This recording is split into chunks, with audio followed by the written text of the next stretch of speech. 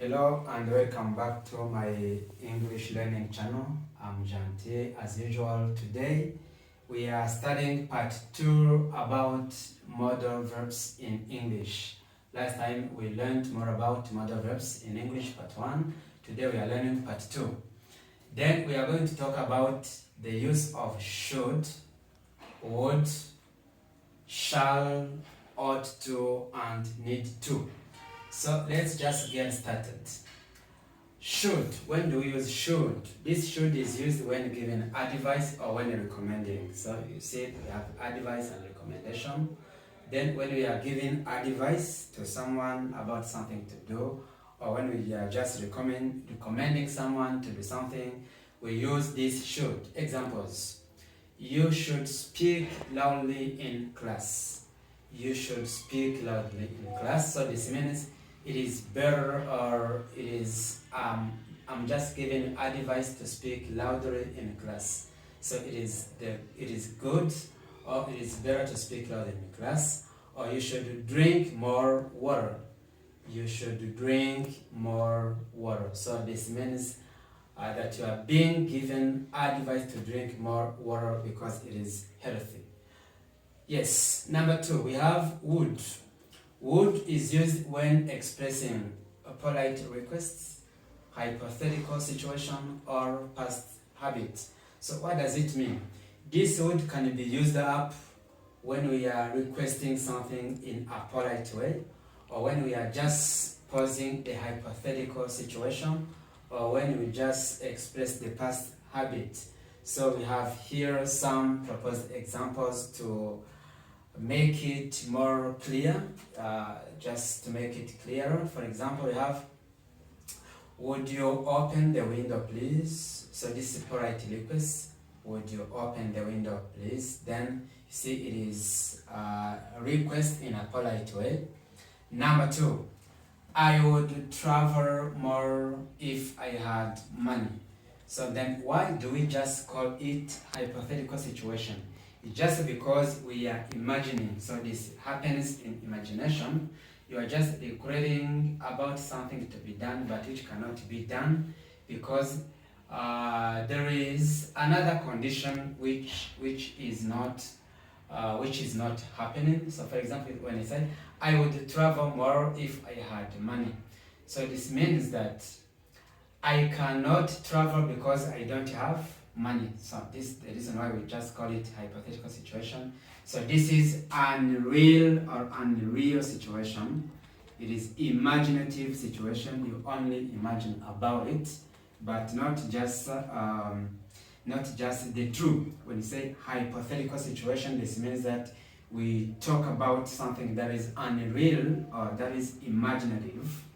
I would travel more if I had money. So I don't have money, and then I cannot travel more. Then let's just talk about the last one, which is past habit. When I was a child, I would visit my grandma every weekend. So this means then when I was a child, I had this habit of visiting my grandma every weekend. So then this is what happened in the past. Then this is the habit that I had in the past. I visited my grandma every weekend when I was a child. So this is used when expressing the past habit. So then you see that we have 3 situations or 3 circumstances to just express the use of this would. Then next we have shall. This shall is used when suggesting or when just expressing form of future. Then, but this is mainly in British English. And then we have some proposed examples here. Shall we start the meeting?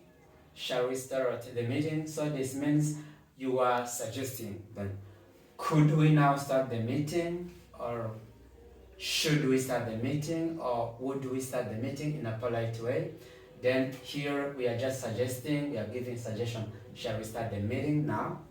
And then in more British English, as we are said here, that this form of future is mainly in British English. When you say, I shall return tomorrow. So I shall return tomorrow, or we shall return tomorrow. So this is mainly in British English when expressing formal future. Then next we have ought to. This ought to is a strong adverb. Shall we start the meeting? So this means you are suggesting then, could we now start the meeting, or should we start the meeting, or would we start the meeting in a polite way? Then here we are just suggesting, we are giving suggestion, shall we start the meeting now?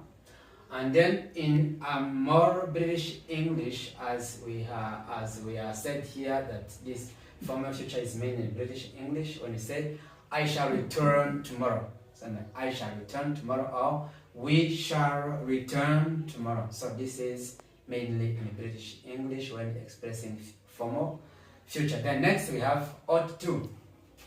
This ought to is a strong advice, but it is more specific here that it is less in use. What does it mean? So then normally this ought to is like should here, to just give advice or recommendation, and then but this ought to is less used in English. What is more used is should. Ought to, when we are just giving advice in a strong way. Example, you ought to apologize. Then you ought to apologize. It is good, or it is better to apologize in a strong way. You ought to respect our parents. You ought to respect our parents. This means it is better, it is a good thing to respect our parents. And then the last one we have is need to, which expresses necessity or obligation. So this means this is necessary to do something, or this is more necessary to do something. Then in this necessity, then we have the encompassment of obligation. So this means that we have something, this is very necessary, but there is obligation within. You need to study more. These are examples. You need to study more. Then it is required, or it is obligated to study more. It is necessary that you study more to succeed, or just to pass the test. She needs to call her mother. Then it is obligation, or it is very necessary that she calls her mother. Then thank you so much for watching. If you like this video, subscribe now, comment and share. See you in the next video.